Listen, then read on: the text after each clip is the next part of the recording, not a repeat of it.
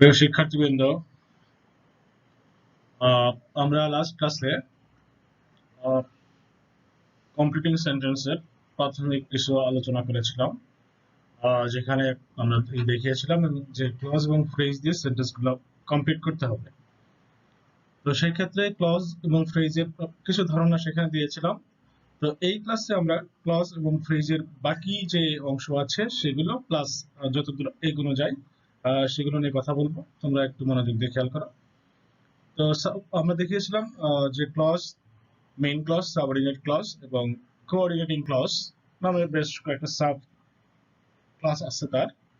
তো subordinate clause যে ক্লাসগুলো আছে তার ভিতরে ফার্স্ট ওয়ান খুবই ইম্পর্টেন্ট, সেটা হলো নাউন ক্লজ। নাউন ক্লজ মূলত এমন একটা ক্লজ যে ক্লজটা নাউনের কাজ করবে সেন্টেন্সে, অর্থাৎ একটা ক্লজ বাট সেটা নাউনের প্লেসে বসবে। নাউন কি কি কাজ করে সেটা আমরা জানি, যে subject, object, complement, object of preposition, এই কাজগুলো করে থাকে। তো সেই জায়গাগুলোতে যদি কোনো ফ্রেজ বসে, অর্থাৎ সেই জায়গাটাকে যদি কোনো নাউন দ্বারা রিপ্লেস করা যায় তাহলে বুঝতে হবে যে সেটা নাউন ক্লজ। যেমন এখানে আমরা দেখতে পাচ্ছি যে what one deserves should be, যদি হাইলাইট করে দেখাই যে what one deserves should be given, তাহলে হোয়াট ওয়ান ডিজার্ভস, এখানে এই হোয়াট ওয়ান ডিজার্ভস এর জায়গায় আমি যদি কোনো নাউন বসাই তাহলে সেন্টেন্সটা হয়ে যাবে। যেমন রহিম শুড বি গিভেন, রহিমকে দেওয়া উচিত। এখন কি দেওয়া উচিত সেটা পরে বসানো যেতে পারে, কিন্তু হোয়াট ওয়ান ডিজার্ভস এখানে একটা নাউন দ্বারা রিপ্লেস করা সম্ভব। সো এই ক্লজটা, এবং এখানে খেয়াল করে যে এখানে সাবজেক্ট আছে ওয়ান এবং ডিজার্ভস ভার্ব আছে, সো এটা একটা নাউন ক্লজ। অবজেক্টের জায়গায় একইভাবে যদি বসে তাহলে সেটাও নাউন ক্লজ হবে। One should be given what one deserves, তাহলে গিভ ভার্বের অবজেক্ট হোয়াট ওয়ান ডিজার্ভস এই ক্লজটা, সো এটা অবজেক্টের কাজ করেছে। কমপ্লিমেন্ট, কমপ্লিমেন্ট আমরা জানি যে নাউন কমপ্লিমেন্ট বা অ্যাডজেক্টিভ কমপ্লিমেন্ট হয়। এক্ষেত্রে নাউন কমপ্লিমেন্ট যদি কোনো ক্লজ নাউন কমপ্লিমেন্টের জায়গায় বসে তাহলে সেটা নাউন কমপ্লিমেন্টের কাজ করবে এবং সেটা noun clause. Object of preposition, প্রিপোজিশনের পরে যদি ক্লজ বসে সেই ক্লজটা অবজেক্ট অফ প্রিপোজিশন, অর্থাৎ সেই প্রিপোজিশনের object. You can depend on whom you believe, এই অনের জায়গায় আমি যদি কারো নাম বসিয়ে দিই বা অন্য কোনো নাউন বসে তাহলে সেন্টেন্সটা হয়ে যাবে you can depend on Rahim or you can depend on Jack, যাই বসাই তাহলে কিন্তু সেন্টেন্সটা হয়ে যাবে। তাহলে এখানে আমরা দেখতে পাচ্ছি যে what one deserves, what one, what you believe, what you believe এই ক্লজটা আসলে অবজেক্ট অফ প্রিপোজিশন। ওকে, এরপরে আমরা দেখতে পাচ্ছি যে অ্যাডজেক্টিভ ক্লজ বা রিলেটিভ ক্লজ, অর্থাৎ যে ক্লজটা অ্যাডজেক্টিভ বা রিলেটিভ ক্লজের কাজ করবে। যেমন the students who are intelligent, who are diligent can do well in the exam। তো এই ক্ষেত্রে আমরা who are diligent, এই who are diligent কথাটা আসলে এই the students কে ডিসক্রাইব করেছে বা স্টুডেন্টস এর বর্ণনা দিয়েছে বা স্টুডেন্টস এর বৈশিষ্ট্য বলেছে যে যে শিক্ষার্থীরা, যে ছাত্রছাত্রীরা পরিশ্রমী। তাহলে who are diligent, এখানে সাবজেক্ট আছে who এবং ভার্ব আছে are, তাহলে এটা একটা adjective clause. the pen that you gifted me was nice, যাই বলি না কেন তাহলে that you gifted me এই ক্লজটা the pen কে ডেসক্রাইব করছে বা তাকে মডিফাই করছে, সো এটা একটা adjective clause.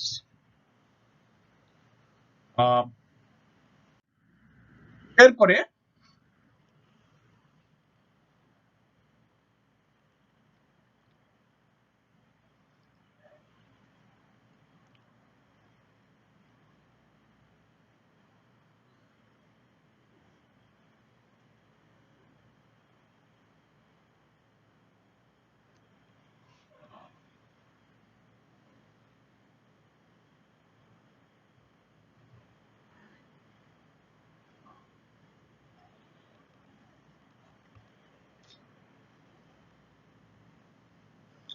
Subordinate clause continue করছে। আমরা দেখতে পাচ্ছি যে এখানে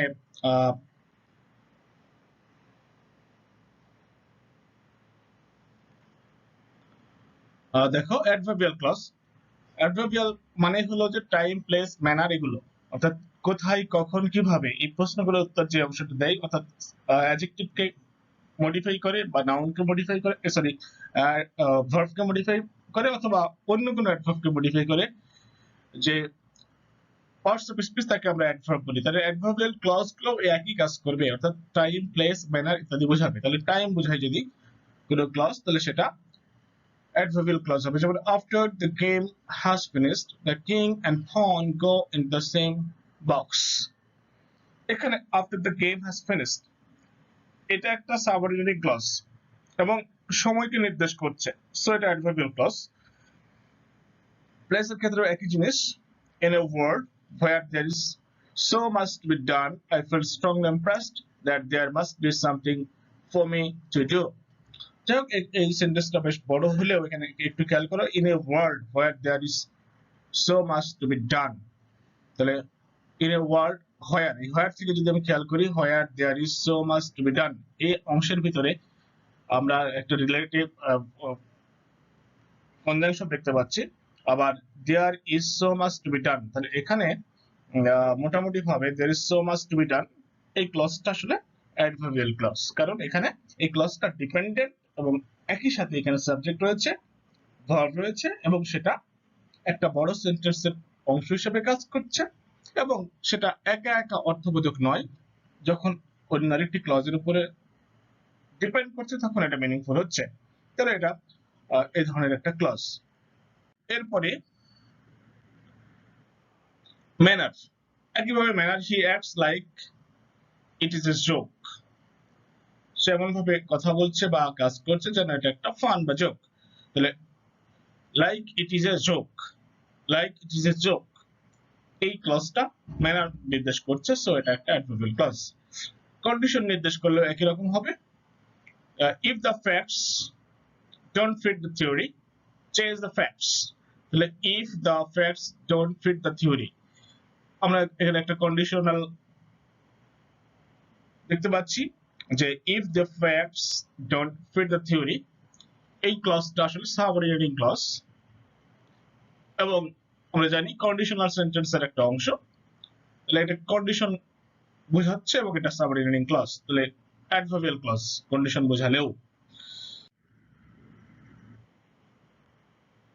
এরপরে কনসেশন, রিজন, এগুলো ডিটেইলে আমি যাচ্ছি না, একটু দেখে নেবা, খুব সহজেই একটু পড়লে বোঝা যাবে।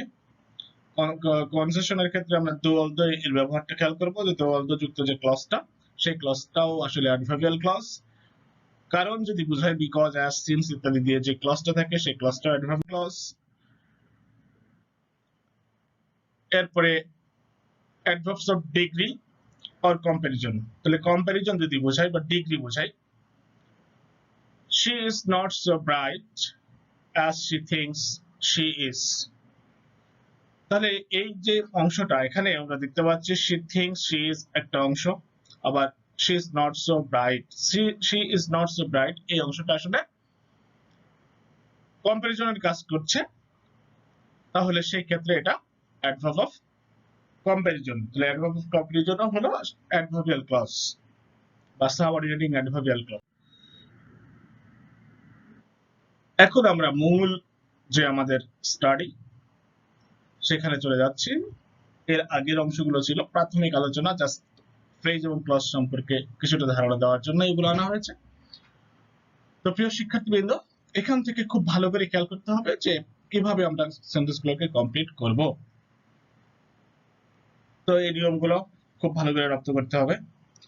প্রথমটি দেখা যাচ্ছে টু ডট ডট টু অথবা ইনাফ ডট ডট টু। তাহলে টু অথবা ইনাফ ডট ডট টু এটা ব্যবহার করে আমরা যে সেন্টেন্স গঠন করব সেটা হলো সিম্পল সেন্টেন্স হবে। মনে রাখতে হবে সেখানে নতুন করে কোনো সাবজেক্ট আমরা আনবো না।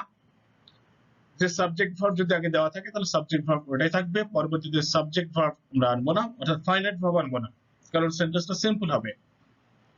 তো সেক্ষেত্রে এখানে এ বি সি তিনটা স্ট্রাকচার দেওয়া আছে, স্ট্রাকচারগুলো খাতায় উঠিয়ে নেওয়া এবং মেমোরাইজ করাটা খুব জরুরি এবং প্র্যাকটিস করা। তো প্র্যাকটিসের জন্য এখানে কিছু সেন্টেন্স দেওয়া আছে, তো আমি জাস্ট এখানে তোমরা দেখে নিবে।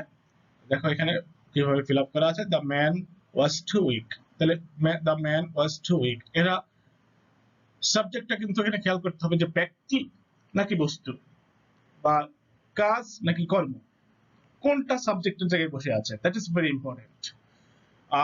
The man was too weak, এখানে সাবজেক্ট অর্থাৎ দ্য ম্যান নিজেই ডুয়ার, অর্থাৎ তিনিই কাজ করেন, অর্থাৎ তার সম্পর্কে বলা হচ্ছে। তাহলে the man was too weak, তাহলে এখানে সরাসরি to plus verb, the man was too weak to work.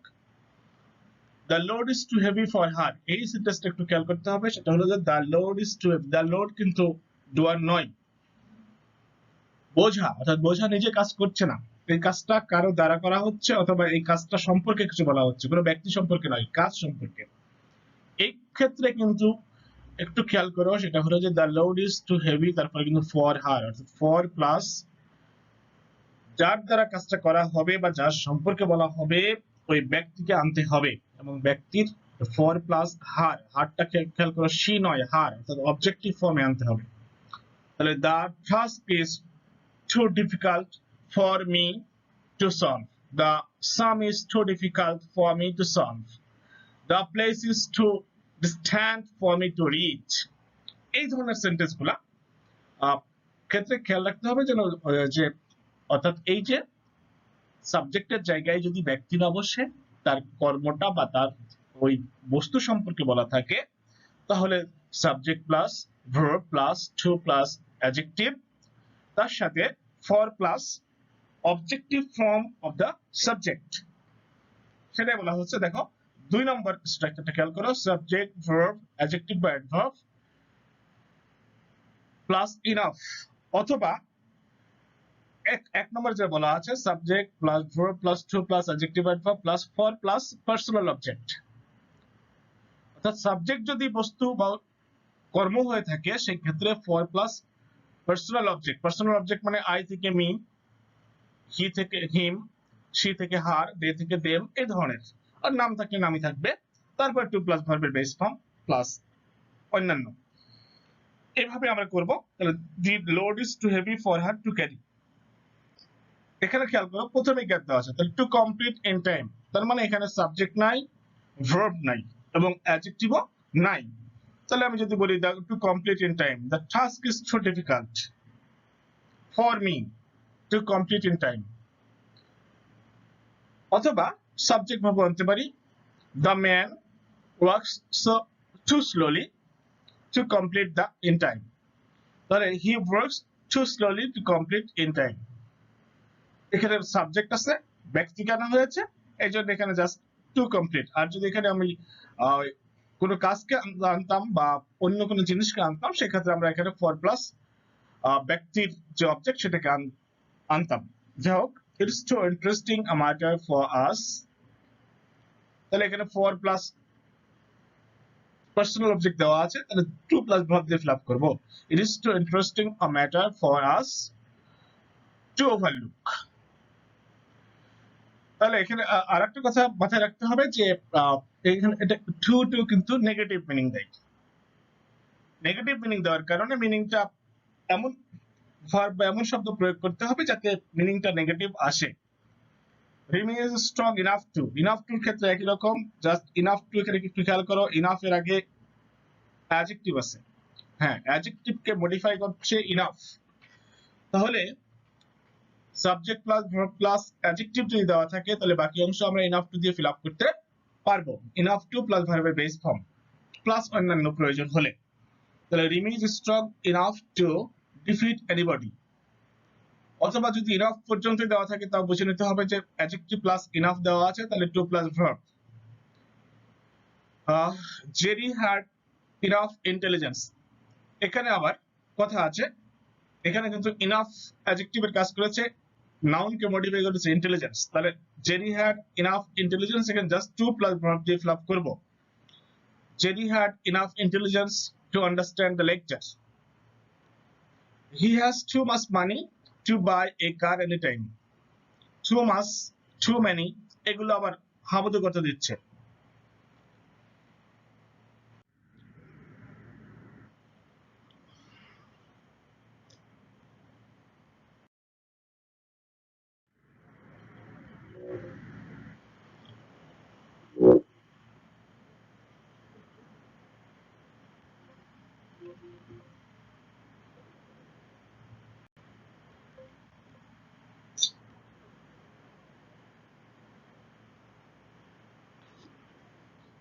এরপরে আমরা আসছি so that অথবা in order that।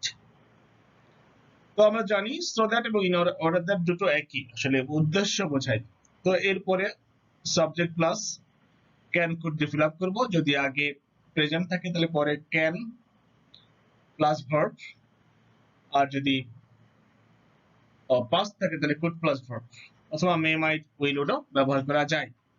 খুব সহজ জিনিস। We eat so that we may live বা উই ক্যান লিভ। তাহলে subject plus can can could may might will would, তারপরে ভার্বের বেস ফর্ম। প্রেজেন্ট হলে ক্যান মে বা উইল, আর পাস্ট হলে কুড মাইট বা উড দিয়ে আমরা ফিল আপ করবো। এখানে খেয়াল করতে হবে যে যে পাশে গ্যাপ আছে ওই পাশের যে স্ট্রাকচারের অংশ সেটাই বসবে। এখানে দ্যাট আছে, that they may get harvest, তাহলে সাবজেক্ট প্লাস মে প্লাস ভার্বের বেস ফর্ম, এই অংশটা আছে, তার মানে আমরা বুঝতে পারছি যে এই পাশে প্রেজেন্ট টেন্সে একটা অংশ লিখতে হবে। That they may get harvest, তারা যেন ভালো ফসল পায় বা তারা যেন ফসল পেতে পারে। তাহলে ফসলের সাথে সম্পৃক্ত একটা সাবজেক্ট আমরা বসালাম, দ্য ফার্মার্স সোw seeds, ফার্মাররা বীজ বপন করে যাতে তারা ফসল পায়। সে saved money in order that, তাহলে সেভড মানি পাস্টে আছে, তাহলে এই পাশে পাস্টে হবে। মনে রাখতে হবে সো দ্যাট এবং ইন অর্ডার দ্যাট একই মিনিং এ একই রকম কাজ করবে। তাহলে সে saved money in order that she could buy a gift.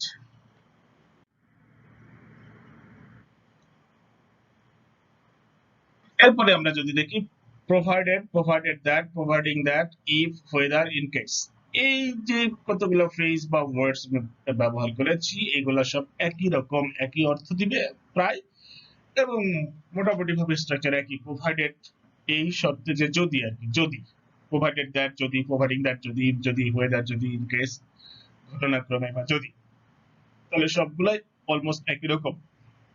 তো সেই ক্ষেত্রে আমরা কি করব, এখানে বলাই আছে ডিটেলে যে এর অর্থ যদি, এটি ব্যবহার করে কমপ্লেক্স সেন্টেন্স গঠন করা হয়। অর্থাৎ যে অংশ পর্যন্ত দেওয়া থাকবে তার সাথে প্রোভাইডেড বা এই প্রোভাইডেড দ্যাট বা এগুলো যদি থাকে তাহলে পরের অংশে সাবজেক্ট ভার্ব থাকতে হবে, সাবজেক্ট ভার্ব আনতে হবে। তাহলে সাবজেক্ট ওয়ান, যেহেতু আমরা কমপ্লেক্স সেন্টেন্স বলছি দুটো সাবজেক্ট থাকবে, এই জন্য এখানে বলা হয়েছে subject plus verb dot dot dot, এর সাথে আরো কিছু থাকতে পারে, তারপরে যে প্রোভাইডেড, প্রোভাইডেড দ্যাট বা এই জিনিসগুলো থাকে, তারপরে যদি গ্যাপ থাকে তাহলে সেই গ্যাপে আমরা প্রথমে একটা সাবজেক্ট বসাবো, সাবজেক্ট টু, এবং তারপরে ভার্ব, তারপরে অন্যান্য। একটু খেয়াল করো, she will shine in life provided that, তাহলে সে জীবনে উন্নতি করবে বা শাইন করবে যদি, তাহলে যদি, যদির ক্ষেত্রে কি বলছে দেখো, she works hard, she works hard, তাহলে এখানে she will shine in life provided that she works hard, তাহলে she works hard এখানে সাবজেক্ট ভার্ব এসছে। ঠিক একইভাবে the plane will take off provided, তাহলে প্রোভাইডেড এই শর্তে যে the weather is good, the weather একটা সাবজেক্ট আসছে, ভার্ব আসছে, বাকি অংশ আসছে। if circumstances favors, তাহলে এটা if এর পরের অংশ অর্থাৎ আগের অংশ ফিল আপ করতে হবে, তাহলে এই পাশে ওই পাশে একটা সাবজেক্ট ভার্ব দিয়ে ফিল আপ করতে হবে। কন্ডিশনটা আসলে এখানে আছে, কন্ডিশনটা এই পাশে দেওয়াই আছে, তাহলে আমরা ফ্যাক্টসটা বসাবো। if circumstances favors, পরিস্থিতি যদি আমাদের ফেভার করে তাহলে we will go there বা we will start our program, আমরা আমাদের প্রোগ্রাম শুরু করব। I have bought a chicken in case, আমি একটা চিকেন কিনেছিলাম যদি, যদি in case her sister stays to lunch, যদি তার বোন লাঞ্চের জন্য এখানে থাকে তাহলে তাকে খাওয়ানোর জন্য আমি চিকেন কিনেছিলাম, তাহলে এটা যদি ইন কেস। ইন কেস মানে যেটা শিওর না, হতে পারে বা নাও পারে, এই সম্ভাবনা থাকার ক্ষেত্রে আমরা ইন কেস ব্যবহার করি। তো ঠিক আছে প্রিয় শিক্ষার্থীবৃন্দ, এই ক্লাসটা এখানেই রাখি, এরপরে থেকে আমরা আবার অন্য ক্লাসে নিয়ে আসবো। তোমরা খুব সহজে বিষয়গুলা একটু একটু করে দেওয়া হচ্ছে যাতে সহজে তোমরা রপ্ত করতে পারো, এবং সঙ্গে সঙ্গে এটা প্র্যাকটিস করা, প্লাস খাতায় নোট নিয়ে নেওয়া এবং নিজের মতো করে সেন্টেন্স লেখার চেষ্টা করা, তাতে দেখবা যে এই জিনিসগুলো রপ্ত হবে, প্লাস তোমার রাইটিং এ এগুলো অ্যাপ্লাই করতে পারবে, স্পোকেনে অ্যাপ্লাই করতে পারবে এবং তোমার ইংরেজি ইমপ্রুভ হবে। ঠিক আছে, ধন্যবাদ।